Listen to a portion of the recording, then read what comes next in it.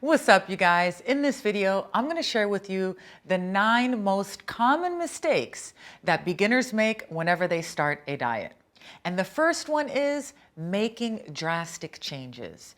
And what I mean by that is, say for an example, you've been eating unhealthy food, fast food, burgers, fries, mayonnaise and ketchup and chips and chocolate and cake and biscuits. And, yeah, once in a while you have your chicken breast meal and a little rice and stuff. But most of the time you've been eating unhealthy, you've been eating out a lot, and you've gained a lot of weight. One day you got fed up and you're like, you know what? I want to go on a diet. I want to eat healthy. I want to start working out. So you go from eating all these foods that are very high in energy, very high in calories, okay? And now you eat healthier options and you go on a diet, most likely you're going to be eating probably half of the amount of energy that you were eating before. So what happens here when we go drastically, say you're eating 4,000 calories, okay, the amount of energy, okay, and then you go to 1,500. That is a drastic change. Your body will freak out. It'll be like, oh my God, you were giving me so much energy before, and now you cut back the energy so much. So a couple of things will happen to the body when the body's going through this kind of state, especially if you're combining this with workout, because now you're burning much more energy than before. You're activating those muscles, you're straining the body. So the first thing that will happen is you'll start craving fast carbohydrates, okay? It's like a survival mechanism. Your brain, your body knows that bread, biscuits, pasta, sugar, all these foods will give you quick energy and they're high in calories. So you'll start to crave it besides of the different hormones that get fluctuated. But I want to keep this video simple for you to just get straight to the point and understand my point, yeah? So your body will tell you to eat those foods because it's freaking out that it might not survive. You're burning a lot of energy more than before. You're eating much more less than you were before. So drastically, it will tell you eat those foods because that food will give you quick energy. When you make drastic changes also like that, what happens is that when you continue to eat less and less and less and less, and you make it drastic like that, your body can hold on to your body fat and it won't let you burn as much fat. Like in the beginning, you might start burning a lot of fat because now you reduce so much. Then a month goes later, you hit a plateau. You're like, oh, I can't lose weight anymore. Just because in the beginning you lost a lot of water, you probably lost some muscle combined with it, burned some fat, but now you hit a plateau. Because your body can also freak out again, all right? And it's like, you know what? This person is burning a lot more energy than before, and we're not sure if we're going to be getting the amount of energy that we've been used to. So how about we hold on to the body fat a little bit? Why? Now our body gets food, our body gets energy from food, yeah? But when our body can also tap into our own fat for energy. That's the second source that it taps into for energy. So that's why it can hold on to the body fat and say, you know what, let's hold on to this body fat because, we don't know if we're going to be surviving. We can't last this long with this little energy. So we'll hold on to the fat so we can, turn that into energy later on. So then you're not burning fat as efficient. Now, when you go from a lot of energy to eating a lot of food and now you're eating much less, your energy levels are also going to go down. Okay, so if your energy levels are going to go down, you're probably not going to be recovering well if you're working out, not giving your body what it needs to recover properly, and you're not going to be able to focus. You might start feeling fatigue, like, oh my God, you know what? I'm tired. I'm not in the mood. Yeah, I started my diet and I did want to go to the gym, but I'm exhausted. I don't have energy. I don't know why. And all of these things start happening and you're not understanding that it's just coming from going from this drastic change with your food. So it's very important to understand that food gives us energy, okay? We want to make sure that we're eating the right foods that give us the right energy. But whenever we make any changes, we want to make sure that we're letting our body adapt to the changes, our body and our habits and our mindset. If you're going to go drastically change like that, you might throw in the towel later and say, you know what, this is too much for me. I can't handle this eating clean. I'm going crazy. I want to eat my biscuits. I want to eat my pasta. So that's why we say, you know what am I going to do? I usually eat 3 Cokes a day, pizza, chips, and a burger. So now I'm going to drink 2 Cokes a day, and I'm going to eat half of the fries that I usually eat. No need to now completely take everything out of your life. Right now, just reduce what you've been eating a little bit. Take 1 or 2 things so the calories are not reduced drastically, and then slowly you start exchanging the foods, which I'll get into in one of the next tips. All right? Now, the second one is not educating yourself about foods, about what are macros, what are proteins, what are carbohydrates, okay? What are fats? What do they do to the body? How do I benefit from them? Why do I benefit from them? What foods are going to be the best for me? What does my body need? How much should I eat according to my goals? These are things that are very important for us to understand in a simple way. You don't need to be a nutritionist to understand these things, but it's good to invest a little bit of time to understand, watch a couple of videos and say, okay, what is protein? And how much do I need according to the amount of training that I'm doing, or my height and my weight or my goals, okay? How much portions should I be having? Once you have this knowledge, that information is with you for the rest of your life. Then you never have to relearn these things. That's why I think it's very important that we understand these things. It's not to obsess. It's not to obsess over calories or, calculating numbers and trying to understand the exact specifics. It's just to understand the basic information, the foundation, understanding, okay, what is proteins, what is fats, what is carbs, how much do I need of each according to my goal? And that's it. Once you know that, then you will be able to have much more flexibility with your diet, you know what I mean, instead of feeling like you have to follow a specific plan.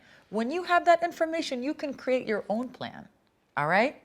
Number 3 is making sure that the diet supports your specific goals. For an example, are you someone that's dealing with hormonal imbalances? Do you have PCOS, insulin resistance? Are you dealing with a dysfunctional thyroid? These are very important to understand if you're dealing with it, because then you need to be on a specific diet. You might read out there where some people are like, don't follow a diet, just follow a balanced diet.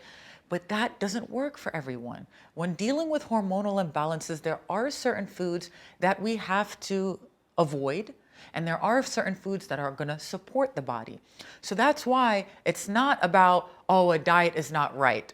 It's very important that we send the right message as nutritionists and fitness trainers. It's not about, oh my God, it's just a balanced diet and if it fits your macros. No, because for some people that won't work. And then they read this and they think something is wrong with their body because they're on a balanced diet, a healthy diet, and they're eating a couple things here and there that aren't so bad, but then they're not losing weight. So when dealing with hormonal imbalances, we need to be very specific with the diet, okay? And I don't want to make this video about that because that requires to really get into detail about that. But if you're someone that's struggling to lose weight, you carry weight around your stomach, or you've been eating healthy or very low calories and you're still not losing weight, then I definitely highly recommend that you go to the doctor and you get your hormones checked and do a full checkup, vitamin checkup, full checkup on your hormones, and find out exactly what's going on with your body so that you know exactly how to approach it. All right. Also, are you trying to lose weight? Are you really trying to burn fat? Your main goal is to burn fat. Or are you someone who's trying to put on size? You're trying to gain muscle. The diet will be different. Your training might not be so different, to be honest with you. Even if you're trying to burn fat and gain muscle, you could be doing the same exercises, just you're going to be doing progressive overload, for an example, in order to gain muscle, but you could do that with both, okay? And still burn fat, because what it's going to boil down to is your diet. Because even if you lift 200 kilo, if you're on a calorie deficit and you're eating little, you won't be able to put on size. So a lot of women, they freak out, oh my God, I'm scared if I lift heavy and I get bulky. You can get bulky through years of training really hard, lifting heavy, and being on a calorie surplus where you're eating more energy than you're burning. Because what's going to happen? You're going to put on muscle, and then you're not burning fat. You're putting on a little bit of fat as well. So you're going to appear bulkier. So what it's going to boil down to is your diet. Mainly is your diet. Okay, there are specific things that we can discuss when it comes to the training, but mainly it's going to come down to the diet. So that's why it's important to understand, if you're looking to put on size and gain muscle and grow your legs or your butt or whatever area it is that you're trying to focus on, you need to be on a specific diet that's going to support that. A balanced diet that's going to support that, And then if it's combined with hormonal imbalances, then that also needs to be very specific. And I don't want you to think, oh my God, it has to be so complicated. It's only slightly a little bit, things to understand when people are dealing with some health difficulties or some challenges. But if you're an overall healthy person and you're not having any hormonal imbalances or digestive issues, then overall a balanced diet is great for you. You would just have to understand how much of what am I supposed to eat in order to reach my goal and according to what I've been eating in the past. Because people make mistakes of these drastic changes. So you have to understand, where am I at right now? This is where I want to be, and how can I approach the steps to get there without, freaking my body out, and making sure that I'm approaching this in a healthy way so you also don't freak out and throw in the towel and say, I give up. You know what I mean? So it's these things that we really need to keep in mind, that no matter how hard that you're training in the gym, if you're not following a specific diet that's going to help you reach your goal, you're really not going to reach the results that you want. So you could be lifting heavy and heavy and heavy, but if you're not supporting that with the food, you won't have the energy to be lifting heavier, and you won't be supporting the muscles in order to put on size, okay? For an example. All right? The next one, number 4, is overdoing certain foods that can be very high in calories that can be slowing you down from reaching your goal. For an example, you could go to the Cheesecake Factory or somewhere, what is this place that I love called? The Pizza Kitchen, I forgot what it is, anyways. But you have these salads, they're healthy. It's not that it's not healthy, but they might load it with a lot of nuts, a lot of oil, a lot of sauces that are really high in calories, and then your salad itself can be the amount of energy that you should be eating within one day. So then someone would think, okay, it's just a salad. And then they go home and they're like, you know what? I ate clean all day long. I had chicken and rice. I had eggs and oats in the morning. Then I had the salad at Cheesecake Factory. Now I want to have a chocolate bar. And then they add in some chips here and there, or some more nuts to snack on, or a couple of other things that are high in calorie, these bars or whatever. Little do they know, it's not about it's not being unhealthy. It's fine. But if you're really trying to burn fat, you just have to be aware of these kind of things that can slow you down. I never say don't eat these kind of foods. But if someone is trying to reach a specific goal and they're not aware of how these things can really increase their energy intake, then by the end of the week, they look and they're like, okay, why am I not losing any weight? Why is the scale not going down? Why is my body fat not going down? So that's why we need to be careful with these things. It's fine to eat these things, but if you're really trying to transform your body and you're not, just be aware of the kind of foods that you're having that can be having high calories and you're not aware of that. That's why it's important to educate ourselves, to know and calculate in the beginning, understand how much energy is in this food, how much energy is in that food, how much energy should I be eating, so that when you make these decisions, you can be flexible. You can say, you know what, I ate this and this and this today, so I'm not going to eat this and this and that, because this is the goal that I'm trying to reach, and if I do this every day, I know it's going to slow me down. It's just to be aware. It's not to be picky. It's not to go crazy. It's not to deprive yourself. This will allow you to learn how to have that flexibility. Number 5. Now, all of us look forward to that day where we're like, you know what? Today is a day where I'm going all out. I'm going to have my burger. I'm going to have my fries, probably have me a little milkshake, whatever it is that you're craving, maybe a cheat day or your high calorie day, whatever you want to call it. Yeah. And it's totally fine. And there's a lot of benefits to it hormonally whenever we eat super clean and we train really hard. And then we have that, day in the week where we go out and we have high calorie meals. There's a lot of benefits to it. I did a video about that, so I won't discuss it here. Okay.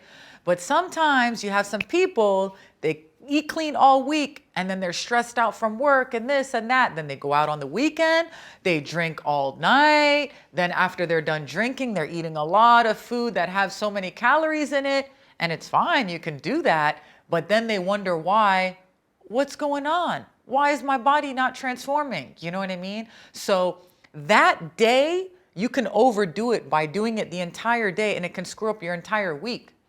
Now that's why it's just to be aware so that you can approach it. You could say, you know what, I'm going to fast all day on the weekend so that I can have more flexibility and drink or have my certain foods that I want to have. So I'm not overdoing it for the entire day, but I have a time block where I fasted most of the day so that I can enjoy the rest of the night.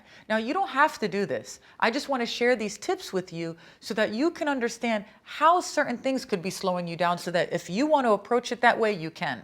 And some people, they find that's a great way for them to do it. Or they fluctuate with their calories throughout the week. You know, they say some days I'm going to eat high calories. Some days I'm going to fast all day when I'm busy and I don't have time to prep meals and all that stuff. And I'm running from one meal to the one meeting to the other. So I'm not going to eat all day. I'm just going to fast all day and just drink water and coffee with no milk, no sugar. So I'm fasting. And then I'll have a meal in the end. It'll be a one meal a day and the calories will be low. And that's totally fine because you're not going every single day eating little.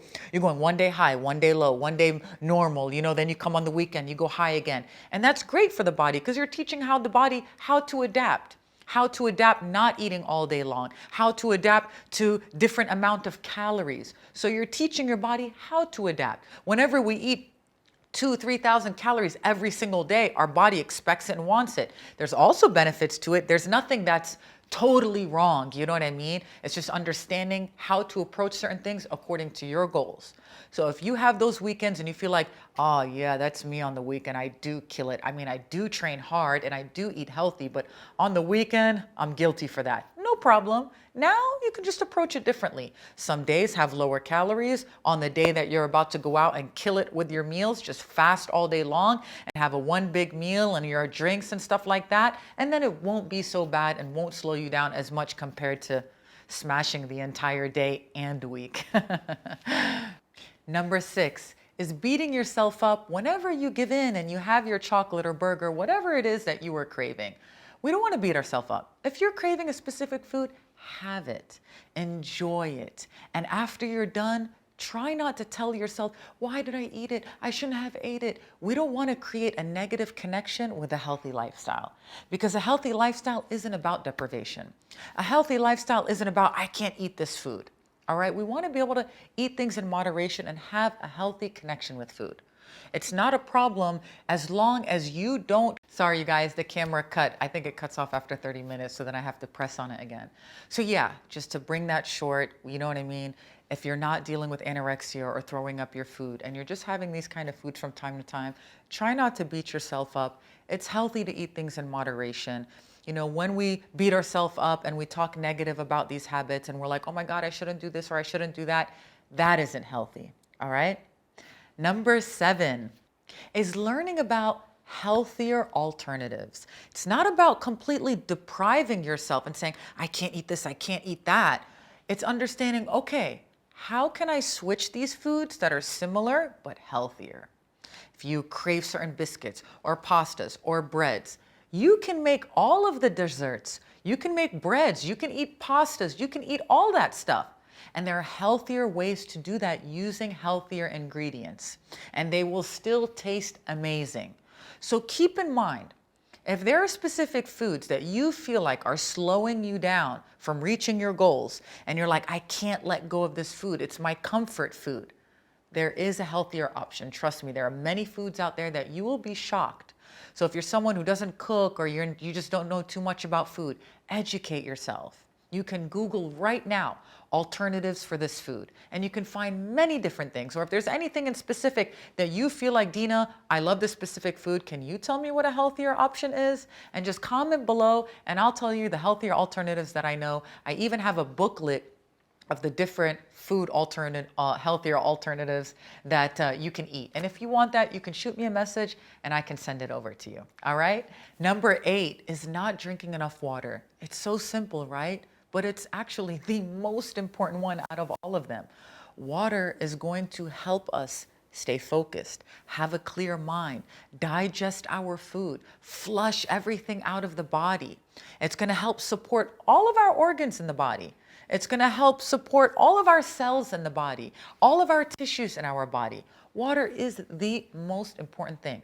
If you're someone that struggles with migraines, you have a lot of headaches, you don't have much energy, you have digestive issues, you are constipated, all of these things can just be because your body is dehydrated, or even you're not recovering well from your workouts and you're always sore, can be dehydration.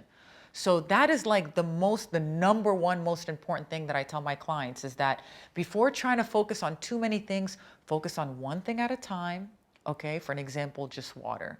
Just drink water, flush the body, support the body so it can function properly. This is the most important thing. If you're going to be drinking soda and 7-Up and Sprite and coffee and caffeine all day long, caffeine dehydrates us. And people think, okay, but it's water and I'm adding coffee, so that's part of my water that I'm drinking throughout the day. It's not. It's actually dehydrating us. So whenever you drink a cup of coffee, I think you need to drink like 2 or 3 glasses of water in order to flush that out. So that's why it's so important that we hydrate ourselves so that we can feel good, so that we can think properly, perform properly, and our body can function properly. All right, the last one, number 9. Thinking that a protein shake is all of a sudden gonna give you muscle. It's crazy the amount of people that send me messages telling me what is the best protein shake that's gonna help me give me muscle. Now, when it comes to building muscle, it's not the protein shake that's going to give you the muscle. It's your training and it's your diet. Now, protein shakes do have its benefits to it, like every other supplement. A supplement is basically adding something to your diet or taking something that is going to give your body what it's missing to complete it. Okay, or add on to it, for an example. Sometimes we're lacking certain vitamins in the body, so we supply our body with supplements to give it what it's lacking, right? If you're not eating enough protein, that's why some people, they drink a protein shake. They say, you know what, I'm busy all day long, I didn't eat much today, I want to get my protein in because protein is what's going to help support the muscle to grow. So if you're not getting it from your food, that's why some people drink the protein. It's not a must. You can still build a lot of muscle without drinking any protein. So the protein shake itself is not what's going to put on the size. What's going to put on the size is your training and your diet. Protein shakes can come in handy depending on your lifestyle, your goals, but to break it down, it's not going to be the number one thing that's going to transform your body. Okay? It's just adding more protein to your diet, and it's going to support you if you're not getting enough protein in your diet. All right? And there's many more things that we can discuss when it comes to protein shakes and benefits from them and which ones to choose. But I just want to keep this video as simple as possible because I know how my videos can be long. All right? So I hope this video was helpful. If you have any questions related to this topic, please, I would love to hear your feedback. Leave it in the comments below, and I will see you in the next video.